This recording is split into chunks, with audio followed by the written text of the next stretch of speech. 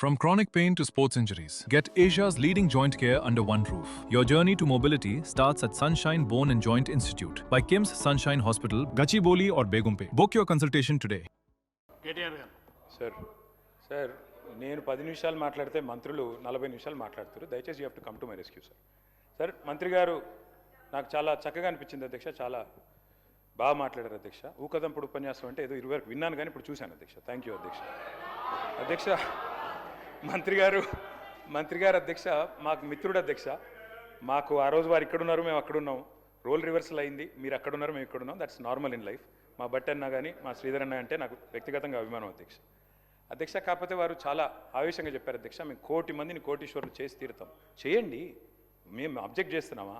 కాకపోతే ప్రశ్నలు అడుగుతున్నాం వారి తరపున. 1 కోటి మంది కోటీశ్వరులు అవుతే $100 ట్రిలియన్ అవుతుంది కదా అన్న. తప్ప శ్రీధర్ అన్నది మీరు 4 కాదు తప్పేసిండ్రేమో గవర్నర్ ప్రసంగంలో. $4 ట్రిలియన్ తప్పు చెప్పించిండ్రేమో, 100 ట్రిలియన్లని చెప్పించేది ఉండే. గవర్నర్ ప్రసంగంలో ఎట్లయితే ఐటీ నెంబర్స్ తప్పైనాయో ఇది కూడా తప్పైందేమో చూసుకోండి అని చెప్పిన. అది కూడా తప్పైనా గంత ఆవేశం ఎందుకు అధ్యక్ష? 1 కోటి మందిని కోటీశ్వరులు చేసుడు దేవుడు ఎరుగు అధ్యక్ష.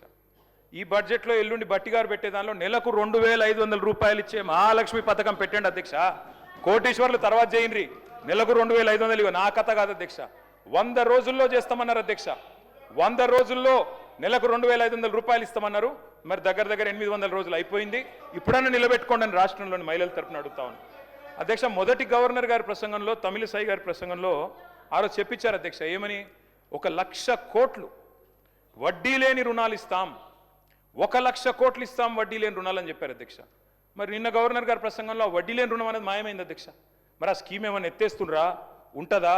వడ్డీ లేని రుణం ఇప్పటికి రాష్ట్రంలో 2,000 కోట్లు బాకీ ఉన్నారు. మీరు మహిళా సంఘాలకి ఇస్తారా, ఇయ్యరా? ఆ స్కీమ్ ఉందా, తీసేస్తారా? ఎందుకంటే మొదటి గవర్నర్ ప్రసంగంలో 1,00,000 కోట్లు వడ్డీ లేని రుణాలు అన్నారు.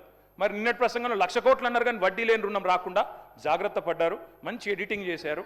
కాబట్టి ఉన్నదా లేదా చెప్పండి అధ్యక్ష. మహిళా సాధికారత గురించి బ్రహ్మాండమైన ఉపన్యాసం ఇచ్చారు అధ్యక్ష. అట్లాగే గవర్నర్ గారి ప్రసంగంలో నిన్న మిస్ వరల్డ్ అనే కంటెస్ట్ పెట్టామని చెప్పారు అధ్యక్ష. ఇక మిస్ వరల్డ్ విషయంలో మిస్ ఇంగ్లాండ్ చెప్పింది అధ్యక్ష. నేను మిస్ ఇంగ్లాండ్ పారిపోయింది అధ్యక్ష, మన దేశం వదిలిపెట్టి పారిపోయింది. ఏమైనా అధ్యక్ష? I was made to feel like a prostitute, I was exploited అని చెప్పి మిస్ ఇంగ్లాండ్ ఇచ్చిన మాట ఇది సన్ మ్యాగజైన్లో. ఎవరు అధ్యక్ష దీనికి బాధ్యులు? మొదటి గవర్నర్ ప్రసంగంలో 1,00,000 కోట్లు వడ్డీ లేని రుణం అన్నారు. ఇప్పుడు దానికి కట్టుబడి ఉన్నారా లేదా అని అడిగాను అధ్యక్ష. 2,000 కోట్లు బాకీ ఉన్నారు వడ్డీ లేని రుణం, ఇస్తారా లేదని అడిగిన. అది చెప్పాలి, అన్ని చెప్పింది కానీ అది చెప్పలేదు అధ్యక్ష. ఇంకొక మాట అధ్యక్ష, వారు అధ్యక్ష నేను అడుగుతా ఉన్నా అధ్యక్ష. మిస్ ఇంగ్లాండ్, మిస్ వరల్డ్ పోటీలు జరిగినాయి అధ్యక్ష హైదరాబాద్లో. మిస్ ఇంగ్లాండ్ మీలా మ్యాగీ అనే అమ్మాయి ఇక్కడి నుంచి పారిపోయి సన్ మ్యాగజైన్కి ఇంటర్వ్యూ ఇచ్చి అందులో చెప్పింది అధ్యక్ష, అక్కడి నిర్వాహకులు నన్ను ఇబ్బంది పెట్టారు, ఎక్స్ప్లాయిట్ చేశారు.